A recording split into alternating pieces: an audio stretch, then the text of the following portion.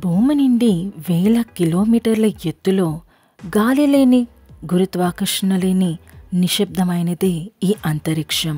ఇక్కడ ఆస్ట్రోనాట్స్ నెలలు తరబడి భయంకరమైన సవాళ్లు ఎదుర్కొంటారు. ఇలాంటి పరిస్థితుల్ని అధిగమించి రికార్డులు సృష్టించిన మహిళా ఆస్ట్రోనాట్ సునీత విలియమ్స్. ఆమె ఎలాంటి కష్టాలు ఎదుర్కొంది, అంతరిక్షంలో ఆస్ట్రోనాట్స్కి ఎదురయ్యే సవాళ్లు ఏమిటో రండి తెలుసుకుందాం కొన్ని ఫ్యాక్ట్స్. సునీత విలియమ్స్ 1965 సెప్టెంబర్ 19న అమెరికాలో జన్మించారు. ఆమె తండ్రి ఒక భారతీయుడు, తల్లి స్లోవేనియా దేశానికి చెందినవారు. అత్యంత శ్రద్ధగల విద్యార్థిని. సైన్స్పై తనకి ఉన్న ఆసక్తితో నావీ పైలట్గా మారి 1998లో నాసాకి ఎంపికయ్యారు. ఈమె స్పేస్ షటిల్ డిస్కవరీ ద్వారా ISSకు వెళ్లారు.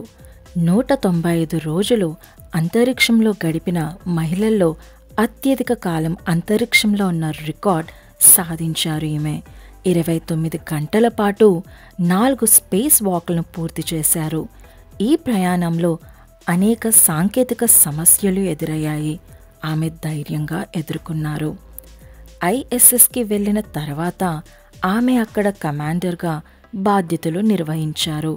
అంతరిక్షంలో రన్నింగ్ చేసే మ్యారథాన్ పూర్తి చేసిన తొలి మహిళ అయ్యారు. ఒక్కసారి ISS పవర్ ఫెయిల్ అయింది. ఆ సమయంలో ఆమె కూల్గా స్పందించి సమస్యను పరిష్కరించారు. ఆమె నిశ్చయంతో నడుచుకునే ఆత్మస్థైర్యం నాసాకి ఆదర్శంగా నిలిచింది. అంతరిక్షంలో ఆస్ట్రోనాట్స్ ఎదుర్కొనే ప్రధాన సవాళ్లు శారీరక సమస్యలు. ఎందుకంటే గురుత్వాకర్షణ లేని అక్కడ పేగులు చాలా బలహీనమవుతాయి, ఎముకలు పదును కోల్పోతాయి. తిరిగి భూమికి వచ్చిన తర్వాత నడవడం కూడా కష్టమవుతుంది. వీటిని అరికట్టడానికి వారు రోజు 2 గంటల పాటు వ్యాయామం చేస్తారు. చిన్న క్యాప్స్యూల్ లాంటి స్పేస్ షిప్లో నెలలు తరబడి ఉండాలి. ఒంటరితనం ఎక్కువగా ఉంటుంది. కుటుంబ సభ్యులను చూడలేకపోవడం వల్ల భావోద్వేగం పరంగా తక్కువగా ఫీల్ అవుతారు. అంతరిక్షంలో తెల్లవారు రాత్రి స్పష్టంగా తెలియదు వీరికి. అందుకే నిద్రలేమి సమస్య కూడా వస్తుంది. కొంతమంది ఆస్ట్రోనాట్స్ మానసిక ఒత్తిడితో చాలా బాధపడతారు. అంతరిక్షంలో రేడియేషన్ అధికంగా ఉంటుంది. ఇది క్యాన్సర్కు కారణం కావచ్చు. విజన్ లోపం ఏర్పడే ప్రమాదం కూడా ఉంది. దృష్టి తక్కువవుతుంది. అంతరిక్ష కణాలు అత్యధిక వేగంతో ప్రయాణిస్తూ ప్రమాదకరంగా మారవచ్చు. భారీ శిక్షణ ద్వారా సునీత విలియమ్స్ శారీరకంగా మానసికంగా తనను తాను సిద్ధం చేసుకుంది. ప్రతిరోజు క్రమశిక్షణతో వ్యాయామం చేయడం ద్వారా ఆమె శరీరాన్ని దృఢంగా ఉంచింది. నాసా ప్రత్యేకమైన మానసిక మద్దతును అందించగా కుటుంబంతో వీడియో కాల్ ద్వారా మాట్లాడేది.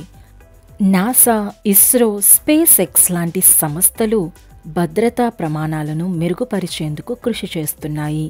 మంచి వ్యాయామ పద్ధతులను, కొత్త అంతరిక్ష దుస్తులు రూపొందిస్తున్నారు. మంగళగ్రహం ప్రయాణం కోసం ఆస్ట్రోనాట్స్ని సిద్ధం చేస్తున్నారు.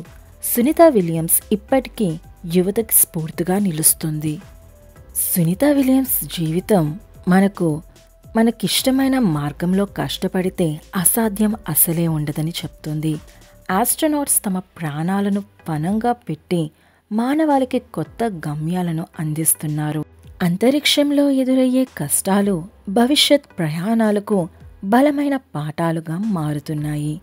మరి ఈ వీడియో మీద మీ ఒపీనియన్ ఏంటో కామెంట్ సెక్షన్లో చెప్పండి. అలాగే ఇలాంటి మరెన్నో ఇంట్రెస్టింగ్ వీడియోస్ కోసం ఛానల్ని సబ్స్క్రైబ్ చేసి వీడియోని లైక్ అండ్ షేర్ చేయండి.